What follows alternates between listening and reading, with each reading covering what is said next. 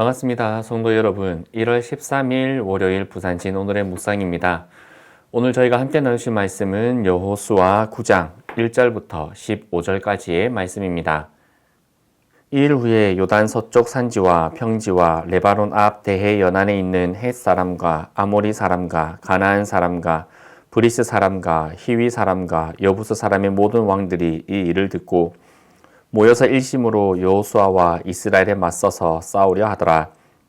기브온 주민들이 여호수아가 여리고와 아이에 행한 일을 듣고 꾀를 내어 사신의 모양을 꾸미되 헤어진 전대와 헤어지고 찢어져서 기운 가죽 포도주 부대를 나귀에 싣고 그 발에는 낡아서 기운 신을 신고 낡은 옷을 입고 다 마르고 곰팡이가 난 떡을 준비하고 그들이 길갈 진영으로 가서 여호수아에게 이르러 그와 이스라엘 사람들에게 이르되 우리는 먼 나라에서 왔나이다. 이제 우리와 조약을 맺읍시다 하니 이스라엘 사람들이 히위 사람에게 이르되 너희가 우리 가운데 거주하는 듯하니 우리가 어떻게 너희와 조약을 맺을 수 있으랴 하나 그들이 여호수아에게 이르되 우리는 당신의 종들이니이다 하매 여호수아가 그들에게 묻되 너희는 누구며 어디서 왔느냐 하니 그들이 여호수아에게 대답하되 종들은 당신의 하나님 여호와의 이름으로 말미암아 심히 먼 나라에서 왔사오니 이는 우리가 그의 소문과 그가 애굽에서 행하신 모든 일을 들으며 또 그가 요단 동쪽에 있는 아모리 사람의 두 왕들 곧 헤스본 왕 시혼과 아스다롯에 있는 바산 왕 옥에게 행하신 모든 일을 들었음이니이다. 그러므로 우리 장로들과 우리나라 모든 주민이 우리에게 말하여 이르되 너희는 여행할 양식을 손에 가지고 가서 그들을 만나서 그들에게 이르기를 우리는 당신들의 종들이니 이제 우리와 조약을 맺읍시다 하라 하였나이다. 우리의 이 떡은 우리가 당신들에게로 오려고 떠나던 날에 우리들의 집에서 아직도 뜨거운 것을 양식으로 가지고 왔으나 보소서 이제 말랐고 곰팡이가 났으며 또 우리가 포도주를 담은 이 가죽 부대도 새 것이었으나 찢어지게 되었으며 우리의 이 옷과 신도 여행이 매우 길었으므로 낡아졌나이다 한지라 우리가 그들의 양식을 취하고는 어떻게 할지를 여호와께 묻지 아니하고 여호수아가 곧 그들과 화친하여 그들을 살리라는 조약을 맺고 회중 족장들이 그들에게 맹세하였더라. 아멘. 하나님의 사람인 우리는 너무 쉽게 하나님의 은혜를 가볍게 여기는 죄를 범하기도 합니다. 여러분은 구원받았고 하나님의 공동체 안에 들어왔습니다. 그런데 그 사실이 너무 익숙해져서 당연한 권리처럼 느끼고 계시지는 않으십니까? 우리가 어떻게 구원받았습니까? 우리가 과연 하나님 앞에 나아갈 자격이 있었습니까? 우리는 그런 자격이 없었습니다. 우리는 죄로 가득 차 있었고 아무런 소망도 없던 사람들이었습니다. 그런데도 하나님께서 은혜로 우리를 택하시고 그분의 공동체 안에 받아주셨습니다. 오늘 본문에 등장하는 기브온 사람들의 모습을 보시기 바랍니다. 그들은 속임수를 써서 이스라엘 공동체 안으로 들어왔지만 결국 하나님의 백성으로 받아들여졌습니다. 이 사건은 우리의 구원 이야기와 매우 흡사합니다. 우리가 무엇인가를 잘해서 하나님의 백성이 된 것이 아닙니다. 그래서 우리는 우리의 구원에 대해 아무것도 자랑할 것이 없습니다. 모든 것이 하나님의 은혜입니다. 기브온 사건을 통해 하나님의 신실하심과 그 은혜를 깊이 묵상할 수 있기를 바랍니다. 하나님의 은혜를 묵상하며 기억해야 할 것은 기브온 사람들은 원래는 심판의 대상자들이었다라는 것입니다.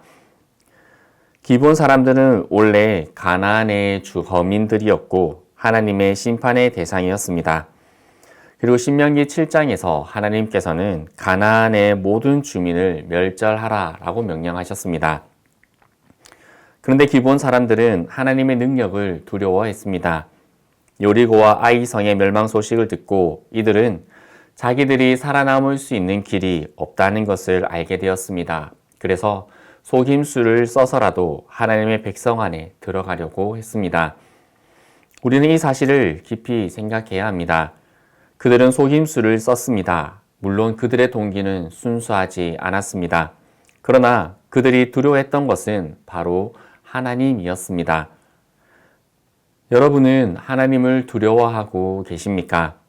우리의 삶 속에서 하나님의 거룩함과 심판을 우리는 인식하고 살아가고 있습니까? 기본 사람들은 하나님의 능력 앞에서 자신들의 죄와 그리고 멸망을 깨달았던 것입니다. 그래서 그들은 속임수를 통해 이스라엘과 화친을 맺었습니다.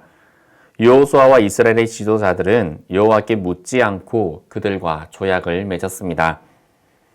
그들이 가까운 지역의 주민이라는 사실을 나중에야 알게 되었습니다.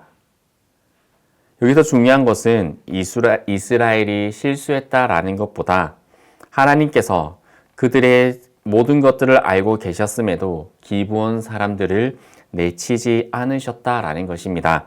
여호수아는 그들을 회막을 위한 나무 패기와 물 깃는 자로 삼았습니다. 이것이 바로 하나님의 은혜입니다. 그들은 심판받아 마땅한 자들이었지만 하나님의 집을 섬기는 사명을 받게 됩니다. 이것이 우리의 이야기이지 않겠습니까? 우리는 본래 하나님의 심판 아래에 있던 죄인들이었습니다. 그러나 하나님은 우리를 하나님의 백성으로 삼아주시고 또한 하나님의 집을 위한, 하나님의 나라를 위한 봉사의 기회를 우리에게 주셨습니다. 기본 사건은 이스라엘의 실수에도 불구하고 하나님의 은혜가 역사하시는 모습을 보여주고 있습니다. 이스라엘이 여호와께 묻지 않고 실수했지만 하나님께서는 그 실수를 품어주시고 구원의 역사를 이루어 가십니다. 우리는 어떠합니까? 우리의 삶 속에서도 많은 실수가 있을 것입니다. 그러나 하나님은 우리의 실패와 연약함에도 불구하고 하나님의 계획을 우리의 인생 가운데서 이루어 가시는 줄 믿습니다. 기본 사람들은 이후 이스라엘 역사 속에서 중요한 역할들을 감당합니다. 여호수아 18장을 보면 그들은 베냐민 지파의 영토로 편입되어집니다.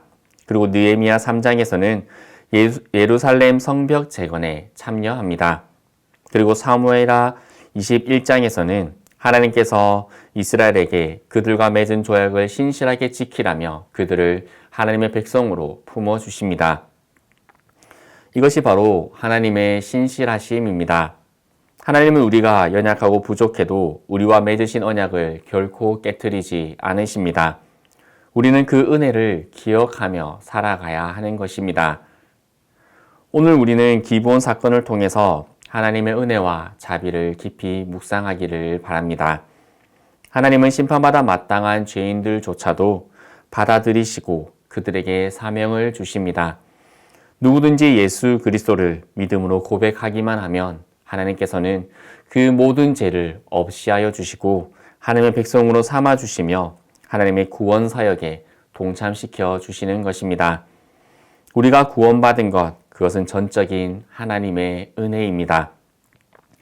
이 은혜는 결코 값싼 은혜가 아닙니다. 우리가 하나님의 백성이라면 하나님의 집을 섬기는 봉사자로 살아가야 합니다. 하나님의 은혜를 받았으니 이제는 하나님을 두려워하고 경외하며 신실하게 살아야 합니다. 여러분은 하나님의 은혜를 어떻게 기억하고 계십니까? 여러분은 공동체 안에서 어떤 사명을 감당하고 계십니까? 여러분의 삶 속에서 하나님의 신실하심을 드러내고 계십니까? 기브온 사건을 잊지 마시기 바랍니다. 하나님의 은혜는 우리의 연약함을 넘어 역사하시고 하나님의 백성으로서의 삶을 우리에게 요구하십니다. 이 은혜에 응답하며 하나님의 백성답게 살아가는 저와 여러분이 되기를 간절히 소망합니다. 함께 기도드리겠습니다. 주님, 우리는 본래 심판받아 마땅한 죄인들이었으나 하나님의 은혜로 하나님의 백성으로 받아들여졌음을 고백합니다. 우리의 연약함에도 불구하고 봉사의 기회를 주셨으니 공동체 안에서 사랑과 섬김으로 사명을 충성되게 감당하는 저희들 되게 하여 주옵소서. 항상 주님의 신실하심을 기억하며 예수 그리스도 이름으로 기도드립니다. 아멘.